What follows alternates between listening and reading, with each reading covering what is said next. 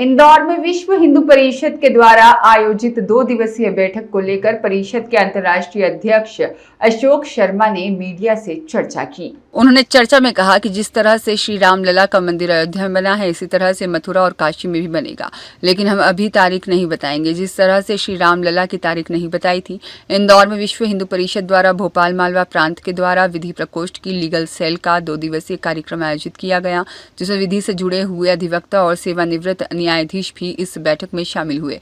बैठक का मुख्य उद्देश्य विभिन्न कानून और देश की बदलती स्थिति को लेकर चर्चा की जाएगी। कार्यक्रम में मुख्यमंत्री डॉक्टर मोहन यादव, केंद्रीय कानून मंत्री अर्जुन मेघवाल और साधु संत भी शामिल हुए।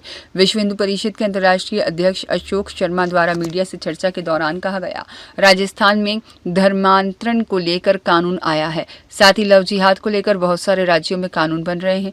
देश में डेमोक्रेसी चेंज को लेकर भी कानून आना चाहिए। सरकार मंदिरों को स्वतंत्र करना चाहिए और साथ ही उन्होंने कहा कि देश में नॉरेटिव बनाया जा रहा है, संविधान बदल देंगे, रिजर्वेशन खत्म कर देंगे और कई तरह के झूठे सामने बयान दिए जा रहे हैं। उनका सामना करके सत्य को साबित करने का काम करने की आवश्यकता है। साथ ही संविधान हमारे देश के लिए अच्छा है, हमारे लोकतंत्र को मजबूत करता है। संविधान भी बना रहेगा और आरक्षण भी रहेगा। हिंदू समाज के लिए उदाहरण के तौर पर आर्टिकल में माइनॉरिटी को यह अधिकार है कि यह अपनी शिक्षण संस्थाओं को अपने आप चला सके।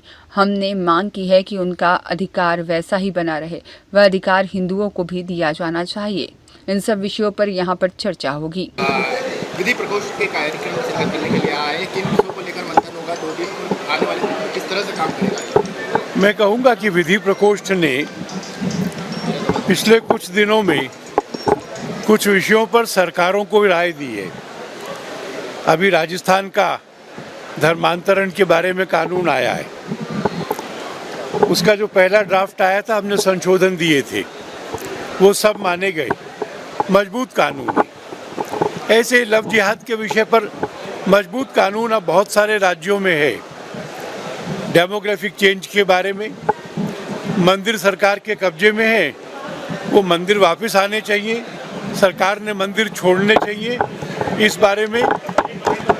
और इस देश में जो झूठे नैरेटिव्स फैलाए जा रहे हैं, संविधान बदल देंगे, रिजर्वेशन खत्म कर देंगे, ऐसे झूठे नैरेटिव्स, इनका सामना करके इस सत्य को साबित करना कि ये संविधान हमारे देश के लिए अच्छा है, उचित है, इसने हमारे लोकतंत्र को मजबूत किया है, संविधान भी बना रहेगा और अनुसूचित जाति जनजाति का आरक्षण भी बना रहेगा।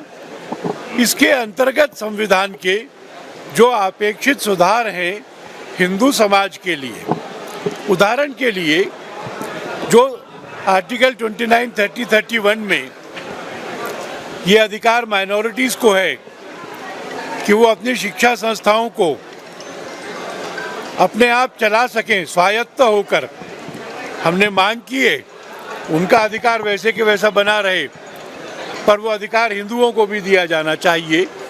इन सब विषयों पर यहाँ विचार होगा। लेकिन भाई साहब, जो लव जिहाद और धर्मांतरण को लेकर जो कानून बने हुए हैं वो सख्त नहीं बनेंगे, इनकी मांग करेंगे आपकी सख्त, इस पर कोई सजा का प्रावधान हो या इस तरह से? मैं कहूँगा कि कुछ राज्यों में बहुत सख्त है, कुछ राज्यों में हमें कुछ संशोधनों की आवश्यकता है।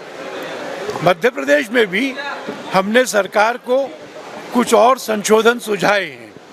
हमको विश्वास है कि अनुभव के आधार पर, उन कानूनों के क्रियान्वयन के अनुभव के आधार पर हमारी सरकार संशोधनों पर विचार करेगी, मध्य प्रदेश में भी करेगी और उसका सुधार करेगी। ये समझना चाह रहे थे। कृष्ण जन्मभूमि को लेकर भी मांग लगातार जारी है। मुख्यमंत्री ने भी आज कह दिया कि जरूर मांगी जाएगी। मुख्यमंत्री जी ने जो कहा है वही विश्व हिंदू परिषद कहती है।